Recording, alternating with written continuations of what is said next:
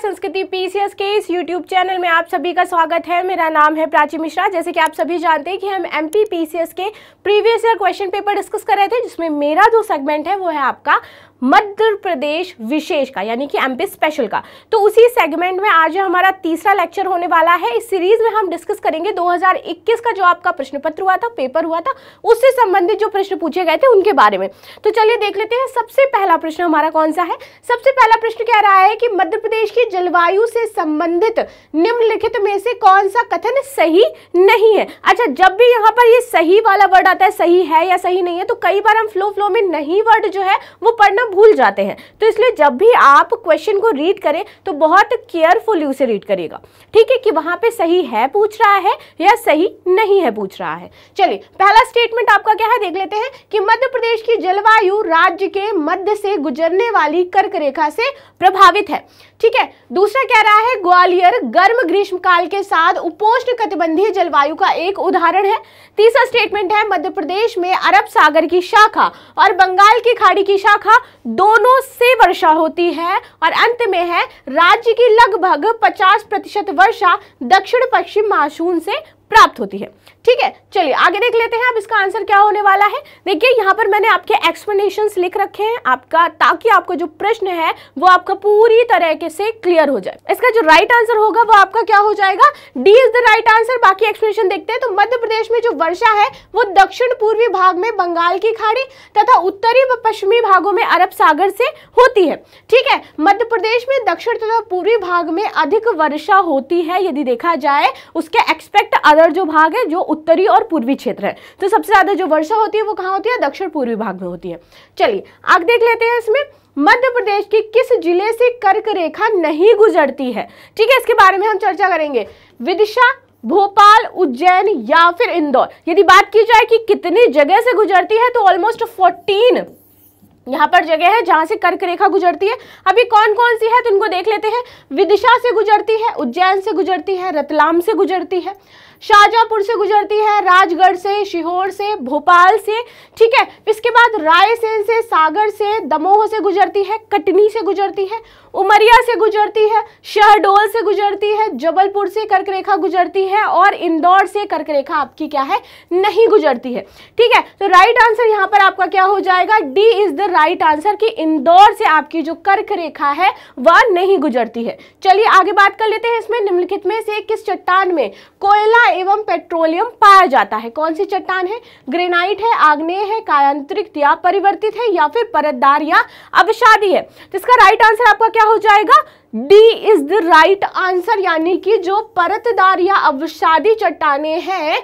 यहां पर कोयला एवं पेट्रोलियम पाया जाता है। चलिए एक्सप्लेनेशन देख लेते हैं कि अवसादी चट्टानों के पूर्ण निर्माण में परतों का निर्माण होने के कारण इन्हें प्रस्तावित या परतदार चट्टानें भी कहते हैं। इन चट्टानों के निर्माण में जैविक अवशेषों का भी योगदान होता है, यहीं से आपको पेट्रोलियम और इस प्रकार के जो महत्वपूर्ण खनिज है वो मिलते हैं, ठीक है। आगे बात कर लेते हैं। 4 नंबर क्वेश्चन क्या कह रहा है कि मध्य प्रदेश में किस क्षेत्र में काली मिट्टी नहीं पाई जाती है, ठीक है। मालवा का पठार, नर्मदा घाटी, बघेलखंड या फिर सतपुड़ा श्रेणी। राइट आंसर यहाँ पर आपका क्या हो जाएगा, C is the right answer. Baghelkhand में आप देखोगे कि काली मिट्टी नहीं पाई जाती है। उससे जुड़े हुए महत्वपूर्ण चीजों की यदि बात की जाए तो कपास के लिए इसको बहुत ही इंपॉर्टेंट मिट्टी माना जाता है। ये अपने अंदर बहुत ज्यादा नमी को एब्जॉर्ब करके रखती है और इसमें पोटेशियम, लोहा, इन सब की मात्रा बहुत ज्यादा होती है, ठीक है। इसीलिए कपास की खेती के लिए बहुत ही इंपॉर्टेंट हो जाती है। मध्य प्रदेश में मालवा के पठार, नर्मदा घाटी वाले क्षेत्रों में काली मिट्टी बहुतायता पाई जाती है और बघेलखंड क्षेत्र की बात की जाए तो यहाँ पे कचरी व लाल मिट्टी पाई जाती है, ठीक है, कछारी व लाल मिट्टी। आगे बात करें, अटल प्रगति पथ संबंधित है, किससे संबंधित है, मंदसौर नीमच क्षेत्र से है, धार झाबुआ क्षेत्र से है, मंडला जबलपुर क्षेत्र से है या फिर ग्वालियर चंबल क्षेत्र से है। तो राइट आंसर इसका क्या हो जाएगा, ग्वालियर चंबल क्षेत्र से यह संबंधित है, ठीक है। तो राइट आंसर क्या है इसका, ग्वालियर चंबल क्षेत्र। चलिए आगे देख लेते हैं। इसमें इंपॉर्टेंट चीज है कि अटल प्रगति पथ मध्य प्रदेश, राजस्थान और उत्तर प्रदेश को जोड़ने वाला 404 किलोमीटर लंबा हाईवे मार्ग बनाने की मध्य प्रदेश सरकार की योजना है। तो इसमें किन 3 स्टेट्स को ये कवर कर रहा है, एमपी को, राजस्थान को और उत्तर प्रदेश को, ठीक है। जो इन 3 राज्यों को क्रमशः जोड़ेगा। इस मार्ग के दोनों ओर औद्योगिक क्षेत्र विकसित किया जाएगा। अतः विकल्प आपका जो डी नंबर है वो सही है। ठीक है, तो आपको समझ में आ गया ये अटल प्रगति पथ क्या कार्य करने वाला है। चलिए आगे बात कर लेते हैं क्वेश्चन नंबर 6 की। ये क्वेश्चन नंबर 6 क्या कह रहा है कि 600 मेगावाट क्षमता की सौर तरल परियोजना यानी कि सोलर फ्लोटिंग प्रोजेक्ट, ठीक है, मध्य प्रदेश में किस क्षेत्र में प्रस्तावित है? गांधी सागर में, ओंकारेश्वर में, अमरकंटक में या फिर बरगी में? राइट आंसर हो जाएगा आपका ओंकारेश्वर में। ये जो प्रोजेक्ट है 600 मेगावाट का जो कि सौर तरल परियोजना है, यहां पर ये प्रस्तावित की गई है। आगे बात कर लेते हैं। मध्य प्रदेश के खंडवा जिले में नर्मदा नदी पर ओंकारेश्वर क्षेत्र में विश्व का सबसे बड़ा तैरता हुआ सोलर एनर्जी प्लांट बनाया जा रहा है। इंपॉर्टेंट है ये, ठीक है। इस प्लांट से आप देखोगे 2022 और 2023 तक 600 मेगावाट ऊर्जा मिलने लगेगी। ठीक है, इस प्रोजेक्ट की लागत आपकी 3000 करोड़ रुपए है। और यहाँ पर जैसे मैंने बताया कि यह आपका प्रश्न पत्र किस साल का है? 2021 का है।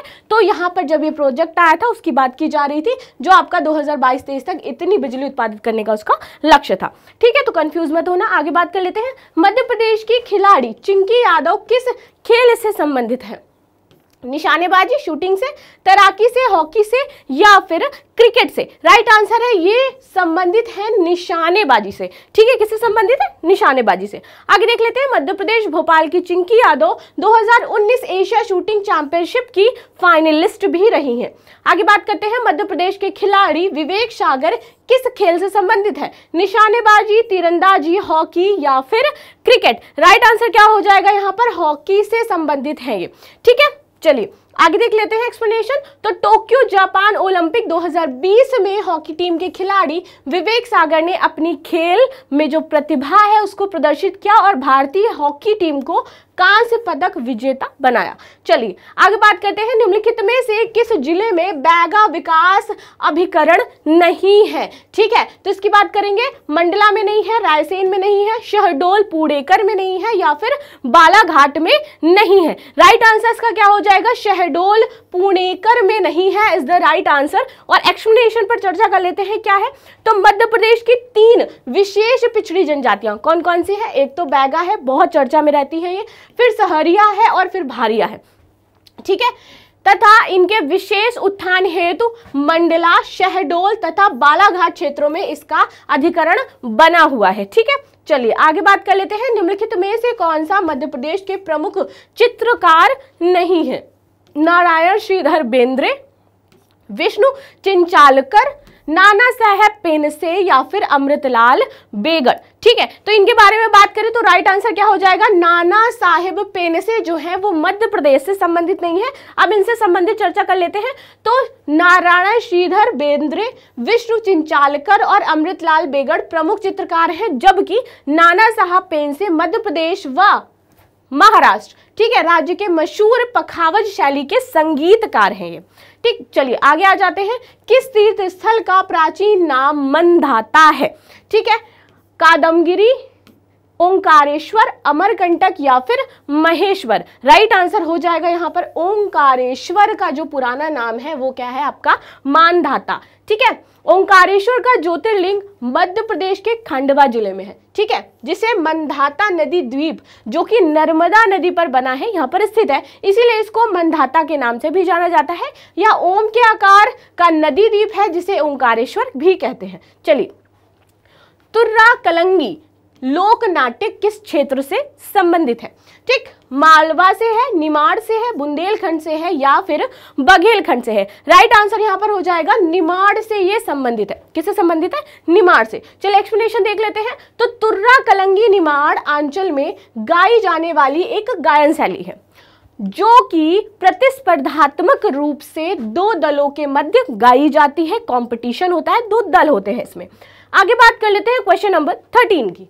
क्या कह रहा है कि निम्नलिखित में से कौन सा अभिलेख विश्व के प्रथम विज्ञापन के तौर पर जाना जाता है?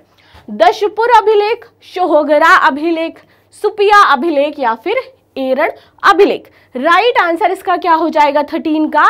ए, दशपुरा अभिलेख। ठीक है, राइट आंसर क्या है? दशपुरा अभिलेख।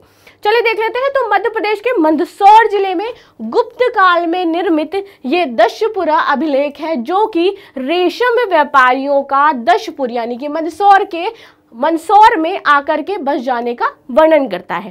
ठीक है, आगे बात करेंगे। निम्नलिखित में से कौन सा या कौन से हवाई अड्डा अंतर्राष्ट्रीय हवाई अड्डा नहीं है? भोपाल, खजुराहो, इंदौर और ग्वालियर। ये उस टाइम का क्वेश्चन पूछा गया था और इसका राइट आंसर कोई भी जो MPPSC है उसने नहीं जारी किया था। ठीक है, तो ये इसमें इसका कोई राइट आंसर यहाँ पर MPPSC द्वारा जारी नहीं किया गया, क्योंकि यहाँ पे पूछ रहा था कि हवाई अड्डा अंतर्राष्ट्रीय हवाई अड्डा नहीं है, इस वजह से। ठीक है, तो चलिए आगे बात कर लेते हैं। यहाँ पर मध्य प्रदेश प्रशासन द्वारा भोपाल, इंदौर को अंतर्राष्ट्रीय हवाई अड्डे का दर्जा प्रदान किया गया है, परंतु खजुराहो से अंतर्राष्ट्रीय विमान पट्टी गुजरती है तथा ग्वालियर से अन्य हवाई अड्डा है। तो इसी वजह से इसका प्रश्न जो है वो फाइनली नहीं निकल गया है, उत्तर जो है नहीं निकला। आगे आ जाते हैं। मध्य प्रदेश में निम्नलिखित में से कौन सा स्थान और जिला तापीय विद्युत केंद्र से संबंधित नहीं है? सारणी, बैतूल, अमरकंटक, अनूपपुर, बीरसिंहपुर, उमरिया या फिर दोंगाल या मुंडी खरगोन।